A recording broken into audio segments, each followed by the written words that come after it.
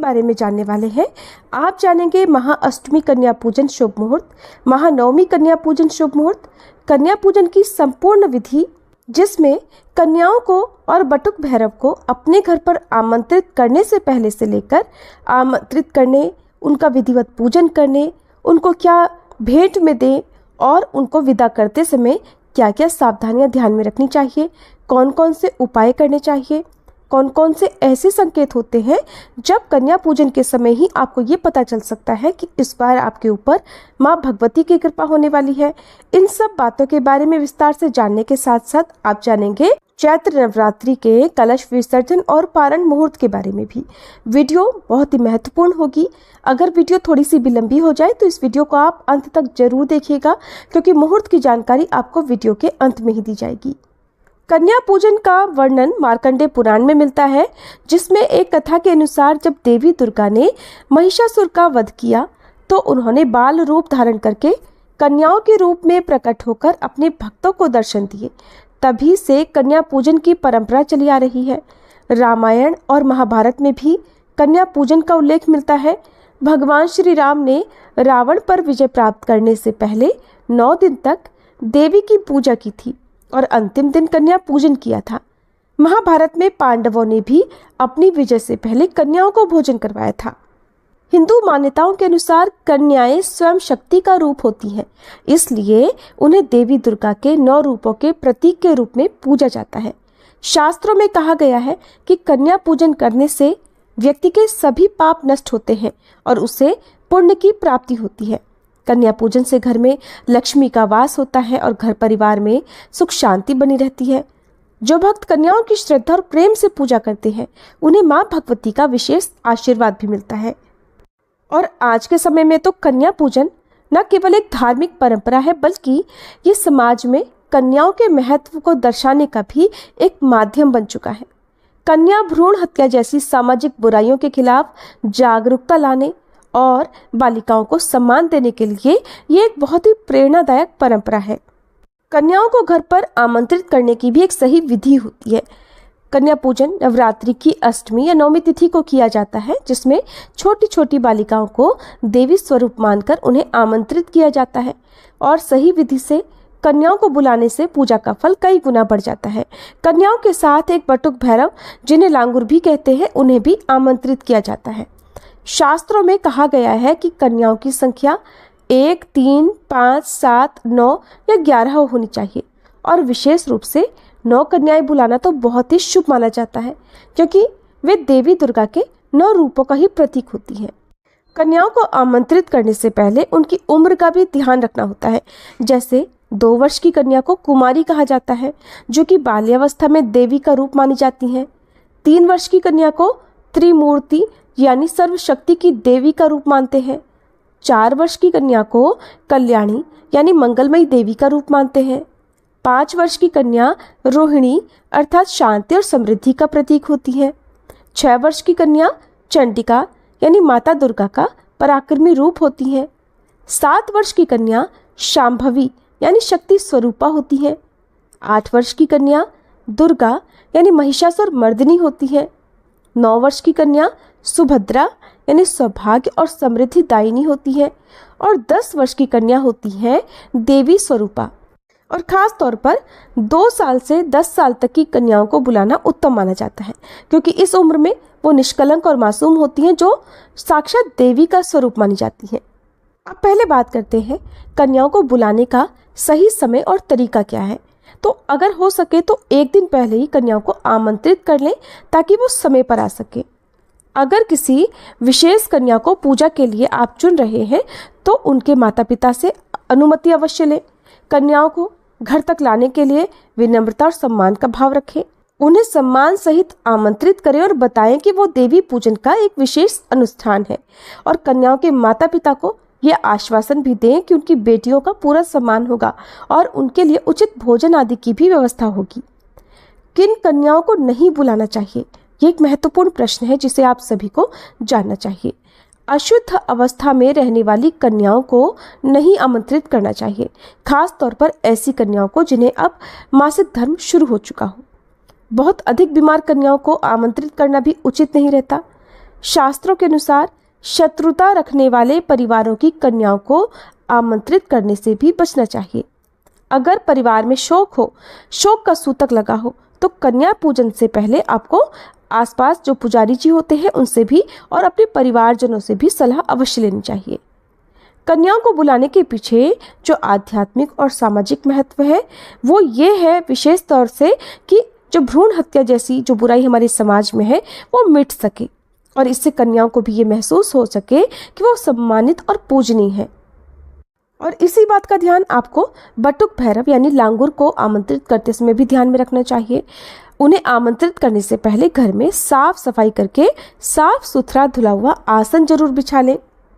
कन्या पूजन के लिए आवश्यक सामग्री, जिसमें एक कलश जिसमें जल भरा हुआ हो, उसमें एक पुष्प रखें जिसकी सहायता से आप कन्याओं के चरण धुला सकें, सुपारी, अक्षत, हल्दी, कुमकुम और रोली, दीपक और धूप, कलावा हाथ में बांधने के लिए, फूल और फूल माला, नैवेद्य भोग के लिए फल और मिठाई या जो भी पकवान आपने बनाए हैं, खीर, पूरी, हलवा, चने और गंगा जल शुद्धि के लिए। कन्याओं के पैर धोने के लिए तांबे या स्टील का लोटा और थाली, आरती के लिए थाली, कपूर और दीपक, कुमकुम और अक्षत तिलक के लिए, चूड़ी, बिंदी, रिबन या गजरा श्रृंगार के लिए और वस्त्र अगर आप देना चाहें तो, नहीं तो आप लाल चुनरी या दुपट्टा भी कन्याओं को दे सकते हैं। लांगुर के लिए एक साफ रुमाल, कोरा रुमाल आप उनके लिए रखें। भोजन और प्रसाद की तैयारी आप पहले से करके रखें ताकि कन्याओं को भोग में देर न हो। दक्षिणा के रूप में कुछ धनराशि, जैसे शास्त्रों के अनुसार 11, 21, 51 या 101 रुपये शुभ होते हैं। इसके अलावा कलम, किताब, कॉपी जो शिक्षा के लिए शुभ मानी जाती हैं। और इन सब के अलावा आप टिफिन बॉक्स, खिलौने या फिर उनकी ज़रूरत का कोई भी सामान उन्हें गिफ्ट कर सकते हैं। पूजा से पहले स्नान जरूर कर लें, साफ स्वच्छ वस्त्र पहने, भोजन और प्रसाद बना लें और इसके अलावा सुबह की जो भी पूजा या हवन इत्यादि आपके घर में होता है वो हवन हो जाए। नवरात्रि के 8वें दिन को अष्टमी कहते हैं, जो विशेष रूप से महिषासुर मर्दिनी देवी की पूजा का दिन होता है और इस दिन को कन्या पूजन का दिन माना जाता है। अष्टमी तिथि में कन्याओं को भोजन कराना और उनका पूजन करना अत्यधिक पुण्यदायी होता है। नवमी तिथि, जिसे नवमी पूजन कहते हैं, नवमी तिथि नवरात्रि का अंतिम दिन होता है और इस दिन विशेष रूप से कन्या पूजन किया जाता है। ये दिन देवी दुर्गा की पूर्ण विजय और समग्र शक्ति का प्रतीक होता है। नवमी तिथि के दिन कन्याओं को भोजन कराने से और उनका सम्मान करने से संतानहीनों को संतान सुख मिलता है और दरिद्रता का नाश होता है। कन्या पूजन कोई भी कर सकता है। यदि आपने नवरात्रि के पूरे उपवास नहीं भी रखे हैं तब भी आप अष्टमी या नवमी को कन्या पूजन कर सकते हैं। कन्या पूजन का सबसे शुभ समय क्या होता है? तो आमतौर पर सुबह के समय ही कन्या पूजन करना चाहिए, क्योंकि सुबह के समय देवी पूजा हो या पूजा के अन्य अनुष्ठान हो वो अत्यधिक फलदायी माने गए हैं और ये समय देवी माँ के साथ ऊर्जा और शुभता को जोड़ने के लिए सबसे उपयुक्त समय होता है। कन्या पूजन सुबह सूर्योदय के तुरंत बाद से लेकर दोपहर तक कर सकते हैं। अगर सुबह का समय ना मिले तो दोपहर का समय भी उपयुक्त माना जाता है। हालांकि सुबह सुबह का जो समय होता है वो सर्वोत्तम होता है और इसके अलावा शाम के समय में भी कन्या पूजन किया जाता है, लेकिन ये तब होता है जब सूर्योदय के समय पूजा करना संभव ना हो और इस समय देवी पूजा के साथ दीप जलाना और कन्याओं को सम्मानित करना भी बहुत शुभ होता है। कन्या पूजन का जो मुहूर्त होता है वो बहुत ही महत्वपूर्ण होता है, तो अगर संभव हो तो कन्या पूजन शाम के समय यदि करना ही हो तो प्रदोष काल के समय यानी सूर्यास्त से 45 मिनट पहले और 45 मिनट बाद के समय में करना चाहिए। इस समय के दौरान वातावरण में एक विशेष शक्ति और शुभता का संचार होता है जो पूजा को विशेष फलदायी बनाता है। जब कन्याएं घर में प्रवेश करें तो उनका स्वागत मुस्कान और प्रेम से करें, यह उनके लिए शुभ संकेत होता है। उन्हें घर के अंदर बुलाते समय उनके ऊपर पुष्प वर्षा करें और उन्हें आप पंखा झल सकते हैं। कन्याओं को पंखा झलते हुए उनका स्वागत करें, यह उन्हें विशेष सम्मान प्रदान करने का एक तरीका होता है। कन्याओं से पहले चरणों में ही आशीर्वाद ले लें, क्योंकि उनकी उपस्थिति में देवी शक्ति का वास होता है, तो उनके पैर छूकर उन्हें घर के अंदर आमंत्रित करें, बहुत शुभ रहेगा। कन्याओं को किस आसन पर बिठाना चाहिए? तो आसन साफ सुथरा धुला हुआ हो और उन्हें समतल जगह पर बिठाना चाहिए। एक साथ कन्याओं को बिठाइए और कन्याओं के अंत में लांगुर यानी बटुक भैरव को बिठाना चाहिए। अगर ज़्यादा कन्याएं हैं तो उनके लिए अलग अलग छोटे छोटे स्थान रखें ताकि वो सुकून से बैठ सके और पूजा में ध्यान दे सके या जो भोग प्रसाद है वो आराम से ग्रहण कर सकें। सभी को तिलक लगाने के बाद सभी के हाथों में कलावा बांधें, उन्हें लाल चुनरी या रुमाल उड़ाएं और बहुत से लोग कन्याओं को और बटुक भैरव को आमंत्रित करने के बाद तुरंत उनके पैर धुलाकर तब तिलक लगाते हैं, तो कुछ लोग उन्हें आमंत्रित करने के बाद पैर धुलाकर पहले उन्हें भोग प्रसाद देते हैं और विदा करते समय तिलक लगाते हैं। दोनों ही तरीके सही है, तो जो भी आपकी श्रद्धा हो उस तरीके का आप प्रयोग कर सकते हैं। कन्याओं के लिए शुभकामनाएं दें, उनके अच्छे भविष्य, स्वास्थ्य और सुख समृद्धि के लिए उन्हें आशीर्वाद दें। फिर उन्हें भोग प्रसाद जिसमें काले चने, हलवा, पूरी और खीर आदि हो वो आप उन्हें ग्रहण करने के लिए दें। जब सभी प्रसाद ग्रहण कर चुके तब उनके हाथ धुलवाएं, हाथ पोंछें और उसके बाद उन्हें दक्षिणा और उपहार देना चाहिए। कन्याओं की विदाई का समय बहुत ही श्रद्धा और आदर से होना चाहिए। इस समय उनके साथ कोई भी अनादरपूर्ण या असभ्य व्यवहार नहीं होना चाहिए, कोई भेदभाव नहीं होना चाहिए, सुरक्षित विदाई होनी चाहिए। कन्याओं को विदा करते समय ये सुनिश्चित कर लें कि वो सुरक्षित रूप से घर से बाहर जाएं और उन्हें शुभचिंतक की तरह विदा करें ताकि उन्हें कोई कष्ट ना हो। कन्याओं को विदा करने के बाद तुरंत से आपको कलश विसर्जन नहीं करना चाहिए। विदाई के बाद एक बार फिर से दीपक या धूप बत्ती जलाकर पूजा स्थल की शुद्धि करें। ये पूरी पूजा को समापन की ओर ले जाता है। फिर गंगा जल या शुद्ध जल का छिड़काव करें। इससे कन्या पूजन की जगह और पवित्र हो जाती है, पूजा का पुण्य अधिक मिलता है। और उसके बाद साफ कपड़े से आप जो पूजा स्थल है या जहाँ पर कन्या भोज आपने कराया है उस जगह की आप सफाई कर सकते हैं। ये पूजा की परंपरा सम्मान को सुनिश्चित करता है। कन्या पूजन के बाद घर के 4 कोने में 4 दीपक सुबह या शाम के समय जलाने से घर में शुभ शक्तियों का वास होता है, देवी दुर्गा की कृपा बनी रहती है। और अगर व्यापारी लोग कन्या पूजन के बाद घर में बही खाते लेकर आए तो ये बहुत शुभ माना जाता है। इस दिन विशेष रूप से घर में लक्ष्मी जी का भी पूजन किया जाता है। कन्या पूजन के बाद अपने घर में सुख समृद्धि के लिए आप अपने घर में या अपने आसपास कोई भी पौधा लगा सकते हैं जो कि सुख शांति का भी प्रतीक होता है। तुलसी का पौधा लगाना बहुत शुभ माना जाता है और इसके अलावा आप पारिजात या अपराजिता का पौधा भी लगा सकते हैं। तो इस तरह से आप कन्या पूजन से पहले और कन्या पूजन के बाद में कुछ खास सावधानियों का ध्यान रखकर कुछ खास उपाय करके कन्या पूजन का पूर्ण फल प्राप्त कर सकते हैं। जो लोग नवरात्रि के उपवास रखते हैं उन्हें पारण कब करना चाहिए, तो देखिए बहुत से लोग तो अष्टमी तिथि के दिन जिनके घर में कन्या पूजन होता है तो वो कन्या पूजन करने के बाद जो भोग माता रानी को या कन्याओं को आपने अर्पण किया है उसी को प्रसाद रूप में ग्रहण करके जो व्रती है वो अपना उपवास खोल लेते हैं यानी पारण कर लेते हैं। तो कुछ लोग नवमी तिथि के दिन कन्या पूजन करके व्रत का पारण कर लेते हैं।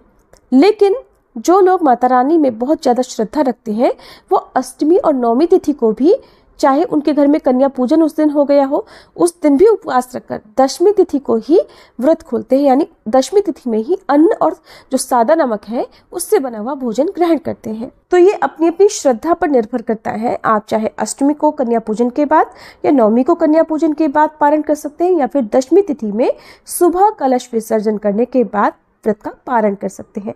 कलश विसर्जन अगर हो सके तो दशमी तिथि को ही करना चाहिए, क्योंकि नवरात्रि में सभी 9 स्वरूपों की पूजा करने के बाद ही जो कलश है वो हटाना चाहिए या माता की चौकी हटानी चाहिए।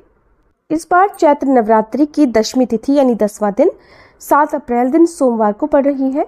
नवरात्रि व्रत का पारणा और कलश विसर्जन इसी दिन किया जाएगा। दशमी तिथि प्रारंभ होगी 6 अप्रैल रविवार शाम 7:24 से और दशमी तिथि का समापन होगा 7 अप्रैल सोमवार रात 8 बजे तक। बहुत से भक्त शाम के समय में भी कलश विसर्जन करते हैं, तो ध्यान रखिएगा सूर्यास्त से पहले पहले आप कलश विसर्जन कर सकते हैं। और दशमी तिथि को यानी 7 अप्रैल सोमवार को कलश विसर्जन का शुभ मुहूर्त सुबह 9:01 से दोपहर 12:53 तक रहेगा। अगर आप 5 या फिर 6 अप्रैल को कलश विसर्जन करना चाहते हो तो सुबह की पूजा करके सभी 9 देवियों का ध्यान करें और सुबह की पूजा और हवन करने के बाद माँ भगवती को श्रृंगार की सामग्री अवश्य अर्पित करें। उसके बाद आप विधि विधान से कलश विसर्जन कर सकते हैं। शाम को सूर्यास्त से पहले पहले तक कलश विसर्जन आप कर सकते हैं। अब बात करते हैं उन शुभ संकेतों की, ताकि आपको पता चल सके कि इस बार आपको माँ भगवती की कृपा प्राप्त होने वाली है। तो कन्या पूजन के बाद अगर आपको पूजा स्थल और घर में ताजगी और शांति का एहसास हो तो ये संकेत है कि देवी माँ आपके साथ है। ये मानसिक शांति और संतुष्टि का प्रतीक है। घर के वातावरण में हल्का और सुखद बदलाव होना पूजा के शुभ और अच्छे परिणामों का संकेत हो सकता है। अगर पूजा के बाद आपके घर में अनायास ही कोई अचानक से कोई शुभ घटना घटित होती है, जैसे कि किसी पुरानी समस्या का अचानक से समाधान हो जाना या कोई रुका हुआ कार्य पूरा हो जाना, तो ये भी देवी की कृपा का ही प्रतीक होता है। कन्या पूजन के बाद अगर उस दिन आपको कहीं पर भी शुभ चिन्ह जैसे स्वास्तिक, अक्षत, शंख या कलश आदि दिखाई दे, तो ये भी संकेत होता है कि देवी माँ आपकी पूजा से प्रसन्न है और आपके ऊपर उनकी विशेष कृपा होने वाली है।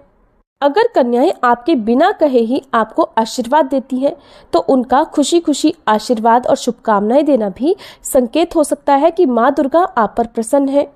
और अगर कन्याएं आपके बिना पूछे ही आपके द्वारा दिए गए भोग प्रसाद की तारीफ करती हैं कि स्वादिष्ट है, तो भी ये एक शुभ संकेत होता है कि आप पर माँ भगवती की कृपा होने वाली है। कन्या पूजन के दौरान अगर सभी कन्याएं बटुक भैरव खुश, संतुष्ट और शांतिपूर्वक बैठे रहते हैं, तो ये भी एक सकारात्मक संकेत होता है, क्योंकि उनके चेहरे पर खुशी और